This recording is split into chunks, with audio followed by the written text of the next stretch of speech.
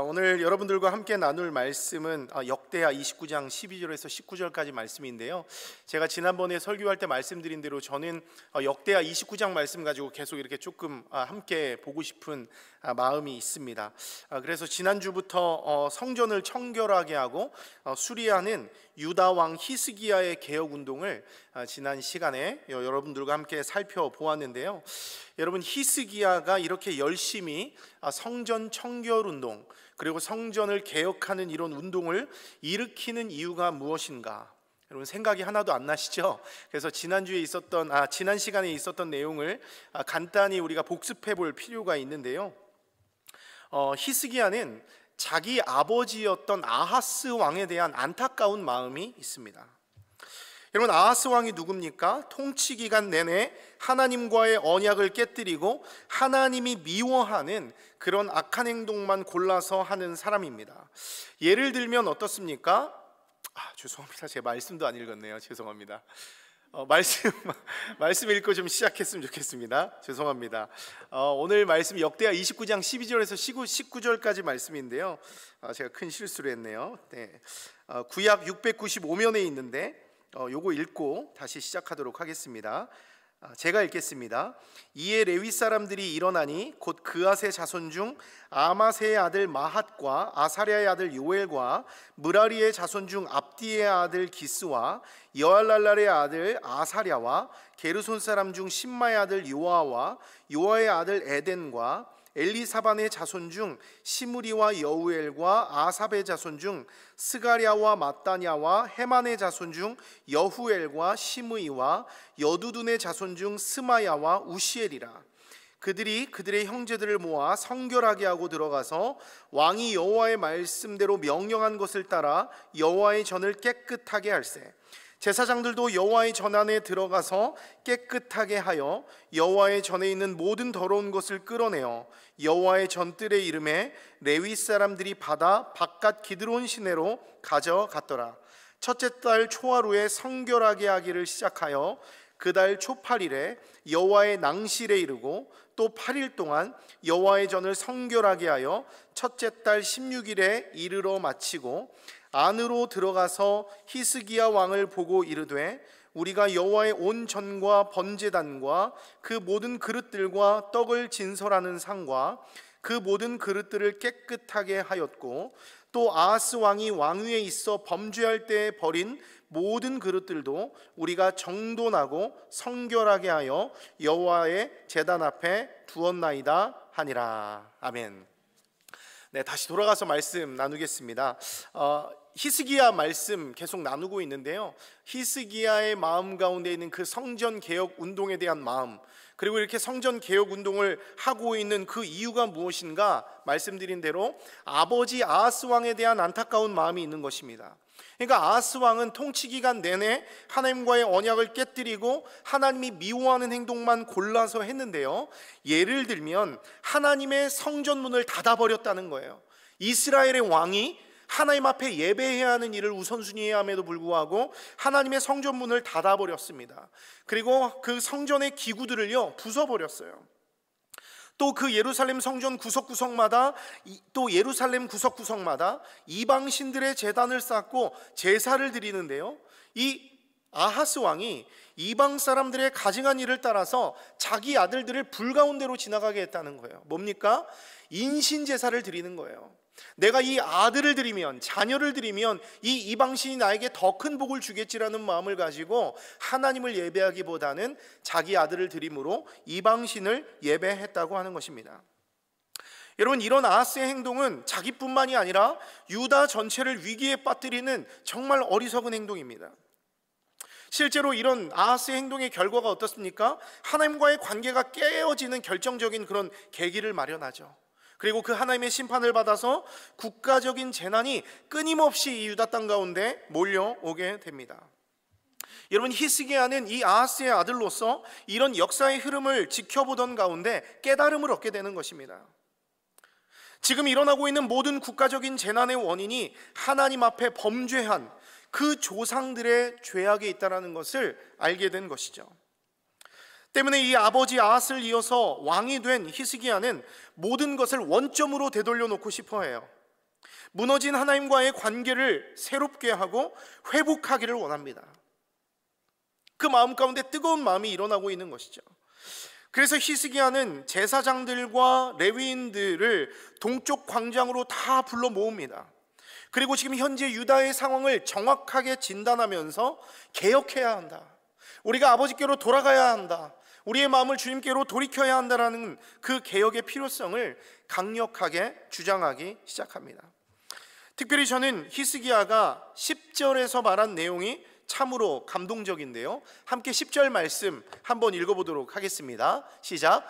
이제 이스라엘의 하나님 여호와와 더불어 언약을 세워 그 맹렬한 노를 우리에게서 떠나게 할 마음이 내게 있노니. 여러분, 지금 히스기야는 제사장들과 레위인들이 모인 자리에서 나에게 지금 두 가지의 마음이 있다라고 말하고 있습니다. 첫 번째 무엇입니까? 나는 이스라엘의 하나님 여호와와 더불어 언약을 세우기 원한다라는 거예요. 두 번째는 무엇입니까? 그 맹렬한 노를, 우리가 아버지를 떠남으로 말미암아서 임한 그 맹렬한 노를 우리에게서 떠나게 하고 싶은 마음이 있다라고 하는 것이죠. 지금 그 두 가지 마음이 나의 마음을 지배하고 그 마음이 내 마음에 불타오르고 있으니 나뿐만 아니라 너희들도 동참해다오, 이렇게 간절하게 호소하고 있는 것입니다. 하나님과의 깨어진 관계를 회복하고 싶어하는 히스기야의 간절한 마음이 담긴 말입니다. 여러분, 그러자 이 히스기야의 왕의 연설을 듣고 있던 그 레위 사람들과 제사장들에게 여러분 어떤 일이 일어납니까? 히스기야의 그 진실되고 호소력 넘치는 그 개혁 명령에 감동을 받게 되었다는 거예요. 히스기야가 그 뜨거운 마음을 가지고 내가 하나님과의 관계를 회복하고 우리에게 임한 맹렬한 진노를 떠나게 할 마음이 있다라고 그렇게 호소했을 때 제사장들과 그 레위인들에게 히스기야의 마음, 그 간절한 마음이 전달됐다는 거예요. 그래서 감동을 받았다는 거예요. 그래서 히스기야의 개혁에 힘을 보태게 됩니다. 그래서 여러분, 이 하나님과의 관계 회복의 열정을 가진 사람들이 힘을 합치게 되니까 어떤 일이 일어납니까? 성전 청결 운동이 속전속결로 이루어지게 됩니다. 오늘 본문 17절 말씀 보면 처음 8일 동안에는 어떻게 해요? 성전의 낭실, 그러니까 성전의 입구까지 깨끗하게 청소했다 말하고 있습니다. 성전 개혁을 시작하고 8일 동안 이렇게 성전의 입구까지 열심히 청소한 거예요. 그리고 그 다음 8일 동안은 성전의 내부를 성결하게 해서 며칠 동안요? 단 16일 만에 여호와의 성전을 깨끗하게 하는 놀라운 변화를 만들어냅니다. 변화를 갈망하는, 하나님과의 관계를 회복하기 원하는 한 사람의 열정이 얼마나 많은 것들을 새롭게 할 수 있는지 보여주는 장면이라는 거예요. 세상은 타락하고 세상은 하나님을 예배하는 것이 아니라 엉뚱한 곳으로 가고 있지만 하나님을 사랑하고 하나님을 열망하는 한 사람의 그 열정이 이 무너진 하나님의 성전, 하나님의 공동체를 회복시키는 놀라운 모습을 보여주고 있다고 하는 거예요. 아마 오늘도 우리 주님께서는 이런 열정을 가진 한 사람을 찾고 있지 않은가 생각합니다. 하나님의 나라를 위하여 그 삶을 드리며 주님, 제가 여기 있사오니 나를 사용하여 주시옵소서, 나는 주님과의 관계를 회복하기 원합니다, 새롭게 하기 원합니다, 간절한 마음을 가지고 나가는 사람들에게 사람도 붙여주시고 하나님의 변화를 놀랍게 부어주신다는 것이죠. 저는 오늘 이 자리에 있는 여러분들도 그런 하나님의 뜨거운 마음을 가지고 순종하며 나아갈 수 있는 은혜가 있기를 소망합니다. 근데 여러분, 저는 오늘 이 본문 말씀을 묵상하면서 조금 더 집중하면서 보게 되는 것이 있습니다. 그것은 무엇이냐면 하나님이 일하시는 방법에 관한 것이에요. 이런 우리가 오늘 같은 이런 말씀을 묵상할 때 자칫 우리는 어떤 사람의 열정과 어떤 능력, 그 힘에 대해서만 찬사를 보내는 그런 오류 혹은 실수를 범할 수 있습니다. 사람에게 집중하는 것이죠. 야, 히스기야 대단하다, 야, 다윗 정말 대단하다, 뭐 다니엘 정말 대단하다, 이렇게 사람에게 집중할 수 있게 되는 것이죠.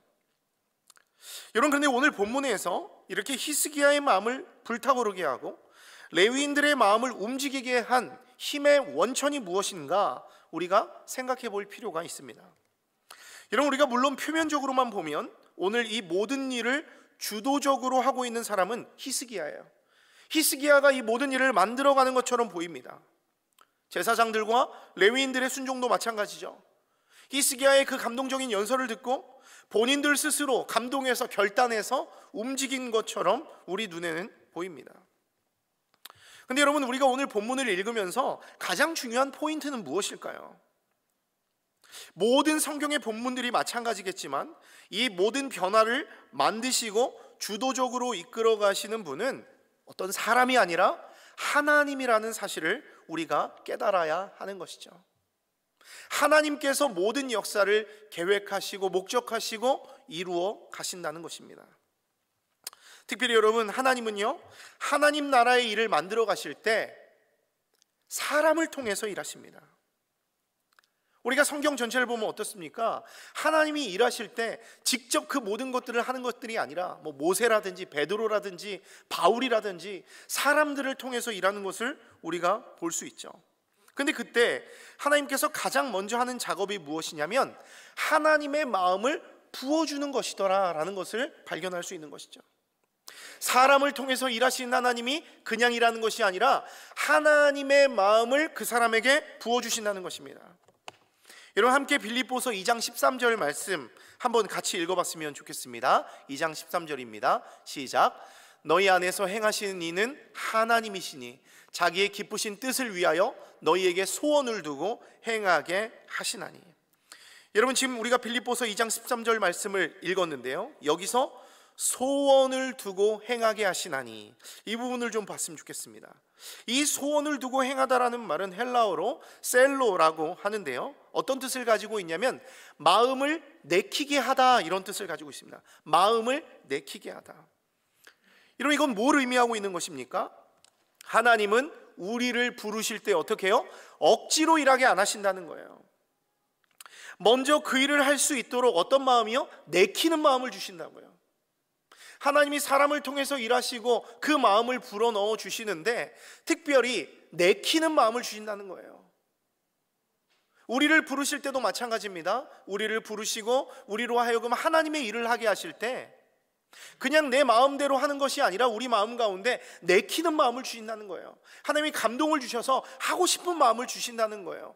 헌신하고 싶은 마음을 주신다는 것입니다. 왜 그 일을 해야 하는지 우리로 하여금 알게 하고 그 사명을 감당하고 싶은 의욕을 우리 가운데 불어넣어 주신다는 거예요. 아마 여러분들도 우리가 교회 안에서 하나님 나라의 일에 동참하면서 이런 일을 경험했을 것입니다. 처음에는 그런 마음이 없었는데 우리가 어떤 기도 모임을 하다가 어떤 은혜의 가운데 자리에 있다가 내키는 마음을 주더라는 거예요. 이번에도 우리가 기도학교를 4주를 했는데 놀랍게도 기도에 헌신한 분들이 그 종이에 써서 내셨다라는 거예요. 그분들이 처음부터 내가 기도팀에 헌신해야지 이런 마음 저는 없었을 것 같아요. 그랬다면 벌써 그분들이 기도팀에 합류해 있지 않았겠습니까? 근데 이번에 기도하는 마음 가운데 갑자기 하나님께서 그 마음 가운데 내가 이 기도팀에 헌신해야겠다라는 마음을 주께서 주시니까, 내키는 마음을 주시니까 그렇게 헌신하게 되었다라는 것입니다. 때문에 하나님의 마음을 받은 사람은 그 일을 자신의 사명으로 여기고 그 사명에 따라서 움직일 수밖에 없다는 거예요. 주님이 그 내키는 마음을 주시기 때문에. 오늘 본문도 마찬가지입니다. 하나님은 언약 관계를 깨뜨리고 폐역의 길을 걸어가는 유다를요 그냥 내버려 두지 않습니다. 포기하지 않습니다. 백성들은 언약을 잊어도 하나님은 그들과 맺은 언약을 절대 잊어버리지 않아요. 약속을 기억하고 신실하게 지켜나갑니다. 그래서 이 아하스같이 악한 가문에서도 하나님과의 관계를 새롭게 할 믿음의 자손을 일으켜요. 누구를요? 히스기야를 일으킵니다. 히스기야에게 믿음을 주고 하나님 아버지의 마음을 그 아들에게 부어주셔서 패역한 백성이 다시금 하나님께로 돌아올 수 있는 새로운 살 길을 마련해 줍니다. 여러분, 이것은 제사장들과 레위인들도 마찬가지죠. 하나님은 그들이 히스기야의 설교를 듣고 큰 도전과 자극을 받게 하죠. 히스기야의 마음에 붙은 불이 제사장들과 레위인들에게도 옮겨 붙게 하므로 하나님 아버지의 마음이 그들에게도 전달되게 합니다. 이런 하나님의 일하심을 통해서 히스기야는 귀중한 동역자들을 얻게 되죠. 그리고 개혁은 탄력을 얻게 됩니다. 이것이 바로 사람의 마음에 소원을 두고 행하시는 하나님의 방법입니다. 사랑하는 여러분 때문에 우리는 반드시 기억해야 합니다. 세상이 아무리 타락하고 소망 없어 보여도 하나님은 여전히 일하고 있다는 거예요. 아하스와 같이 불신의 마음을 가지고 그런 엉망인 가정에서 살아도 정말 세상을 반짝반짝 빛나게 하는 히스기야 같은 믿음의 자손도 나타나는 것이 하나님의 놀라운 뜻이고 섭리라고 하는 것이죠. 때문에 우리의 가정을 봤을 때, 우리의 삶을 보았을 때, 우리의 교회를 보았을 때, 이 세상을 보았을 때 낭망할 필요가 없다는 거예요. 지금 우리의 현실이 왜 이러나 하는 생각을 가지고 낭망할 필요가 없다는 것이죠. 하나님은 한 사람을 선택해서 그 사람에게 하나님의 마음을 부어주시고 하나님의 놀라운 구원의 계획을 이루어 가시는 하나님이심을 여러분 믿으시기 바랍니다. 다만 여기서 중요한 것이 있죠. 그것이 무엇입니까? 하나님이 우리에게 마음 부어줄 때, 우리에게 무언가 내키는 마음을 부어주실 때 우리는 즉각적으로 순종하며 움직여야 한다는 것입니다. 히스기야 왕과 레위인들 보십시오. 하나님의 마음이 부어지니까 어떻습니까? 단호하게 결심합니다. 그리고 즉각적으로 순종합니다. 그것이 놀라운 변화를 만들어내는 것이죠. 이건 예수님이 제자들을 부를 때도 마찬가지입니다. 예수님이 제자들을 부르고 복음 전파의 사명을 그들에게 부어줍니다. 하나님 아버지의 마음이 제자들에게 부어진 것이죠. 여러분, 이때 제자들이 어떻게 반응합니까? 제자들이 어떤 모습을 보여주고 있습니까? 성경은 그들이 모든 것을 버려두고 주를 쫓았다 이렇게 말씀하고 있습니다. 주께서 그 제자들을 부르셨을 때 즉각적으로 자신이 가진 것들을 버려두고 주를 쫓았다는 거예요. 주님의 부르심에 즐거이 순종하며 헌신한 것이죠. 그 순종이 어떻게 됩니까? 온 세상을 변화시킨 거예요. 주께서 그 제자들을 부르셨을 때 그 순종한 그 마음이, 즉각적인 그 순종이 세계 역사를 바꾸고 온 세상 사람들에게 구원의 은혜를 주는 그런 세상을 변화시키는 역사가 일어났다는 것, 우리가 너무나 잘 알고 있습니다. 사랑하는 여러분, 하나님의 사람으로 부름받고 하나님의 마음이 부어지고 하나님의 도구로 쓰임받는다는 것, 엄청난 축복입니다. 그래서 이 비밀을 아는 사람들은 이 부름 앞에서 절대로 머뭇거리지 않아요. 그 가치를 알기 때문에 즉각적으로 순종합니다. 우리 눈에 보기엔 그게 너무나 어려운 길이고 힘든 길이고 이거는 안 될 것 같은 길이지만 그걸 순종해 본 사람들은 알아요. 그 어려움 가운데서도 주님의 뜻에 순종했을 때 나에게도 엄청난 축복이 있지만 그 순종의 뒤에 나를 통해서 또 다른 사람들도 복을 받는다라는 것, 우리가 반드시 기억해야 하는 것이죠. 그래서 우리가 잘 부르는 찬양의 가사를 보면 하나님은 이런 사람에게 일하신단 말이에요. 주께 아끼지 않는 자, 주를 신뢰하며 걷는 자에게 주가 일하신다, 이렇게 말씀하고 있는 것이죠. 이것을 우리가 반드시 기억하고 하나님께 순종함으로 하나님이 부으시는 복을 경험하는 우리 보나님교회 모든 성도님들 되시기를 바랍니다. 두 번째로, 하나님이 자신이 계획한 일을 이루기 위해서 사용하는 방법을 하나 더 살펴보겠습니다. 그것은 무엇이냐면 하나님께서 각 사람에게 맞는 임무와 재능을 부어준다는 것입니다. 여러분, 오늘 본문을 보십시오. 마음의 감동을 받아서 일어난 레위인들이 몇 명이고 어떤 가문 출신인지 상세하게 기록되어 있습니다. 먼저 12절 보면 그핫과 므라리와 게르손 가문에서 각 2명씩 6명이 앞장섭니다. 여기 보면은 그핫 자손 중 아마세의 아들 마핫과 아사랴의 아들 요엘과 이렇게 말씀하고 있죠. 그 다음 보면 므라리의 자손들 누구와 누구 2명을 얘기하고 있고요. 게르손 사람 중에 또 2명을 말씀하고 있습니다. 또 13절을 보면 엘리사반의 자손 중에서 또 2명이 앞장서고 있어요. 마지막으로 13절 이 끝부분과 그리고 이 14절 말씀 보면 아삽과 헤만과 여두둔 가문에서 2명씩 6명이 앞장섰다 말하고 있습니다. 그러니까 모두 14명의 레위인이 이 일에 헌신하고 있다는 것이죠. 근데 여러분, 이 히스기야의 개혁운동에 헌신한 이 가문들의 이름을 한번 보십시오. 여러분, 고핫, 므라리, 게르손 누굽니까 여러분? 우리 앞으로 성경 퀴즈 대회 하는데 지난번에도 우리 했었거든요. 이 세 사람이 누굽니까? 야곱의 후손인 레위의 아들들이에요. 레위 가문의 자손들, 게르손, 고핫, 므라리입니다. 근데 여러분, 오늘 본문에서 순서가 좀 이상합니다. 여기 나온 대로 원래는 장자인 게르손부터 시작해서 고핫, 므라리 순으로 나아가야 돼요. 근데 오늘 본문을 보면 고핫, 므라리, 게르손 이렇게 말하고 있습니다. 이렇게 한 이유가 무엇인가 생각해 보니까 아마도 이것은 이번 개혁에서 가장 중점적인 사역을 감당해야 할 가문이 고핫 가문이기 때문이 아닌가라는 생각을 해보게 됩니다. 실제로 이 말은 그 다음 인물인 엘리사반을 살펴보면 이 말이 조금 더 설득력 있게 들릴 수 있습니다. 여러분, 엘리사반 역시도 레위 지파의 이 후손으로서 고핫 가문의 계열의 자손입니다. 고핫의 자손입니다. 고핫에게는 4명의 아들들이 있었습니다. 아므람, 이스알, 헤브론, 우시엘, 이렇게 4 아들이 있습니다. 근데 이 우시엘의 아들 중에 한 명이 바로 엘리사반이라고 하는 것이죠. 엘리사반입니다. 그런데 여러분, 민수기 3장 30절과 31절 말씀 보면 이 엘리사반은 고핫 가문의 책임자로 세움을 받습니다. 한번 말씀 읽어볼까요? 시작. 우시엘의 아들 엘리사반은 고핫 사람의 종족과 조상의 가문의 지휘관이 될 것이며, 이 고핫 가문의 리더가 되었다라고 하는 것이죠.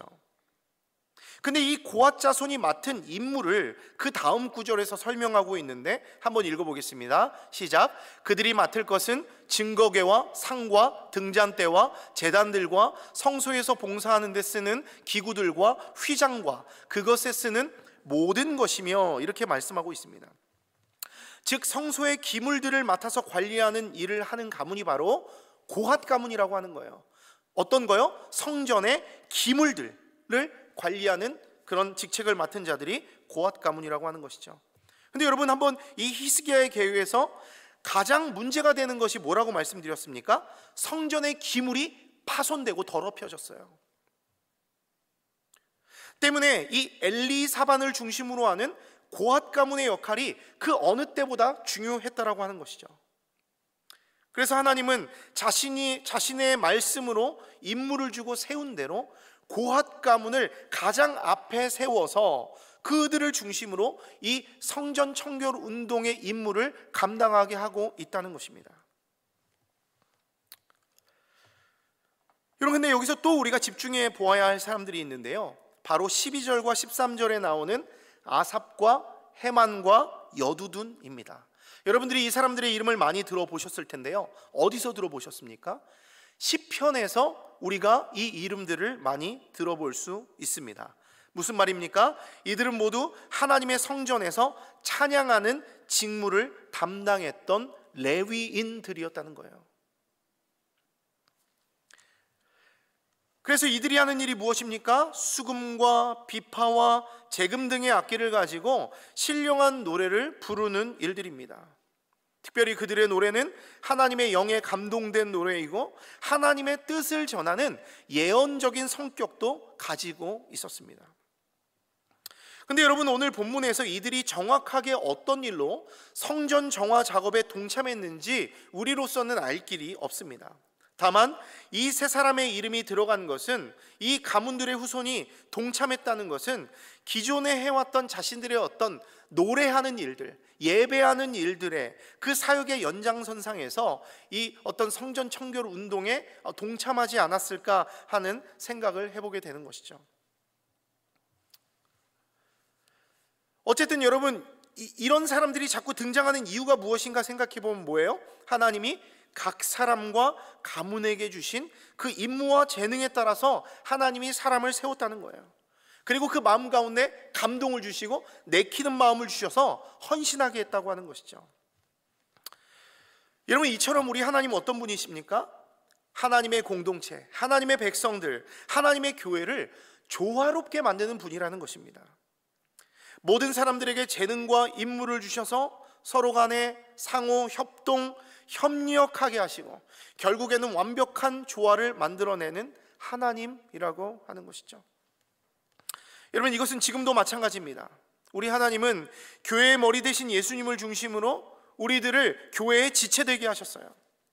그리고 우리들 각자에게 임무와 재능을 부어주셨다는 거예요. 여러분, 이 사실을 믿으십니까? 여러분, 이 교회에 그냥 아무 어떤 재능도 없이 아무 역할도 없이 앉아있는 것이 아니라 놀랍게도 여기 앉아있는 각 사람에게 재능과 임무를 주셨다는 거예요. 그래서 그 재능과 임무에 따라서 여러분들은 이 몸된 교회를 세우기 위해서 지금 헌신하고 있는 것이죠. 때문에 우리는 그 주님께서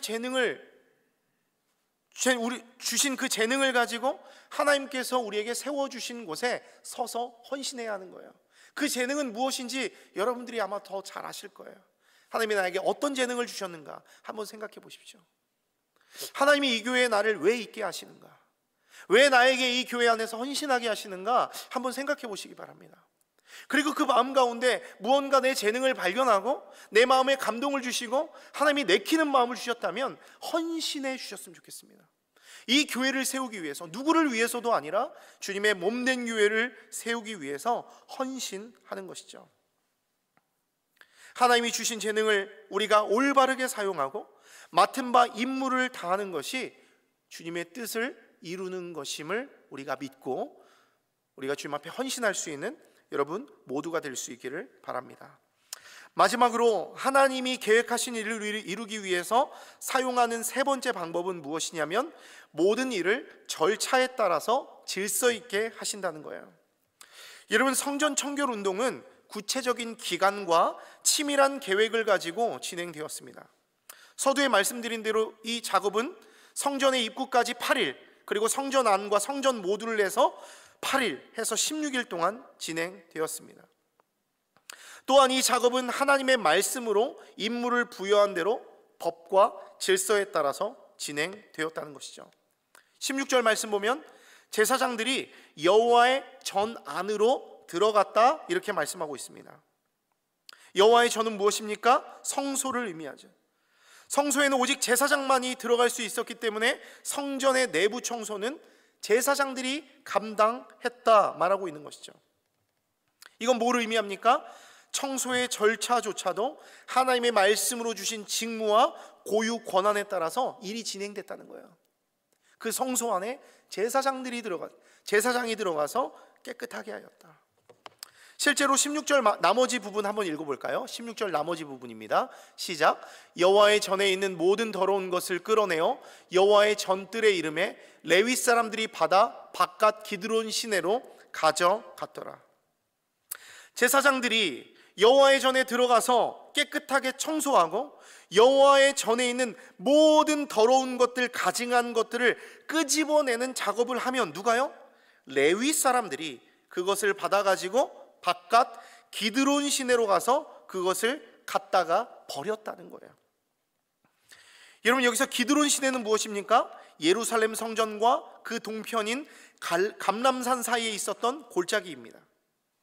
근데 성경에서는 주로 어떤 개혁 작업이 있을 때 자주 등장하는 곳이죠. 아사 왕도 요시야 왕도 모든 우상을 모아다가 기드론 골짜기에 갖다 버리고 그것을 불살랐다 말씀하고 있습니다. 그러니까 이 기드론 골짜기는 개혁의 장소요, 심판의 장소라고 할 수 있는 것이죠. 어쨌든 제사장들과 레위인들은 하나님께서 자기들에게 질서와 권위를 부여하신 대로, 그리고 하나님의 말씀에 따라 순종하면서 그 개혁의 작업을 진행해 나갔다고 말씀해 주고 있습니다. 여러분, 이것을 보면 어떻습니까? 우리 교회 일에게도 좀 적용해 볼 수 있겠죠. 여러분, 우리가 하나님 나라의 일, 특별히 이 교회를 세우는 일을 할 때 내가 내 마음대로 마음에 안 든다고 막 뜯어 고칠 수 있는 것은 아닙니다. 교회 안에도 하나님이 세우신 질서가 있는 것이죠. 교회를 이끌어가는 리더 그룹이 있는 것이고 각 기관과 부서가 있습니다. 그들은 자신에게 부여된 임무에 따라서 책임을 가지고 일하고 있습니다. 그런데 누군가가 자신의 마음에 들지 않는다고 해서 이런 질서를 따르지 않고 불순종하고 자기 마음대로 개혁을 진행해 나간다면 그것은 올바른 방법도 아니고 하나님이 기뻐하는 방법도 아닙니다. 계속 강조하지만 우리 하나님은 질서의 하나님이세요. 하나님은 질서 속에서 우리 교회를 세우셨습니다. 그리고 그 말씀의 권위 아래 목회자를 세우고 장로님들을 세우고 교회의 리더들을 세웁니다. 하나님 나라와 그의 백성들을 이끌고 가신다는 거예요. 이러한 하나님의 이끄심 속에서 하나님의 일이 하나님의 방법대로 이루어지고 완성되어지는 것입니다. 여러분, 결국 이 히스기야의 성전 청결 운동은 어떻게 됩니까? 오늘 본문 18절 19절 말씀 보니까 모든 임무를 완수한 레위인들이 히스기야 왕에게 나아가서 보고하고 있습니다. 마지막으로 이 말씀 한번 나누도록 하겠습니다. 함께 읽겠습니다. 안으로 들어가서 히스기야 왕을 보고 이르되 우리가 여호와의 온 전과 번제단과 그 모든 그릇들과 떡을 진설하는 상과 그 모든 그릇들을 깨끗하게 하였고 또 아하스 왕이 왕위에 있어 범죄할 때에 버린 모든 그릇들도 우리가 정돈하고 성결하게 하여 여호와의 제단 앞에 두었나이다 하니라. 레위인들은 하나님이 마음 주시고 임무와 재능을 주신 것에 따라서 성실하게 움직였습니다. 더럽혀진 하나님의 성전을 하나하나 정돈하고 성결하게 한 결과 어떤 일이 일어납니까? 성전 청결 운동을 마무리 지을 수 있게 되었다는 것입니다. 무너진 하나님과의 언약을 다시 세울 수 있는 준비, 자신들에게 임한 맹렬한 노를 이제 떠나게 할 가장 기본적인 준비를 이제 마친 거예요. 하나님의 감동을 받은 자들이 그 내키는 마음을 받고 나서 그 일에 순종했을 때 하나님께서 16일이라는 시간 동안, 뒤에 느헤미야에서에도 나오지만 마치 그 빠른 시간 안에 그 성벽을 재건했던 것처럼 마찬가지로 오늘도 이 짧은 시간 안에 이 성전 청결 운동을 만들어 나갔다라고 하는 것입니다. 사랑하는 성도 여러분, 오늘 말씀을 마무리합니다. 우리는 오늘 하나님이 일하시는 방법에 대해서 잠시 살펴보았습니다. 하나님은 자신의 일을 이루어 나가실 때 어떻게 하신다고요? 먼저 사람을 세우십니다. 그리고 하나님의 마음을 부어주십니다. 내키는 마음을 부어주십니다. 그리고 그 사람에게 재능을 주시고 그에게 맞는 임무를 주셔서 적절한 곳에 배치시키세요. 그리고 마지막으로 모든 일을 이루어 가시되 하나님의 말씀에 따라 질서대로 그 일을 만들어 가십니다. 이것이 바로 하나님이 일하시는 방법입니다. 마찬가지로 하나님이 우리에게도 공동체를 주셨습니다. 그리고 하나님은 우리 공동체가 하나님 앞에 올바른 교회가 될 수 있도록 일하시고 오늘도 동일하게 만들어 가실 것입니다. 특별히 하나님은 오늘 이 자리에 있는 여러분들에게도 하나님의 마음을 이 말씀을 통해서 부어 주실 것입니다. 여러분들이 가진 재능을 깨닫게 하거나 내가 가진 재능으로 공동체를 섬기고 싶은 마음을 부어 주실 거예요. 내키는 마음을 부어 주실 것입니다. 그리고 그 마음이 부어지면 우리가 어떻게 해야 된다고요? 마음에 결단하고 즉각적으로 순종해야 하는 것이죠. 그때 우리 공동체는 여러분들의 헌신과 순종으로 아름답게 세워질 수 있게 되는 것입니다. 기도하기는 오늘 말씀을 듣고 여러분들이 그 마음을 가지고 주님 앞에 순종함으로 하나님 나라를 세우는 주님의 주역들로서 세워져 나가기를 소망합니다.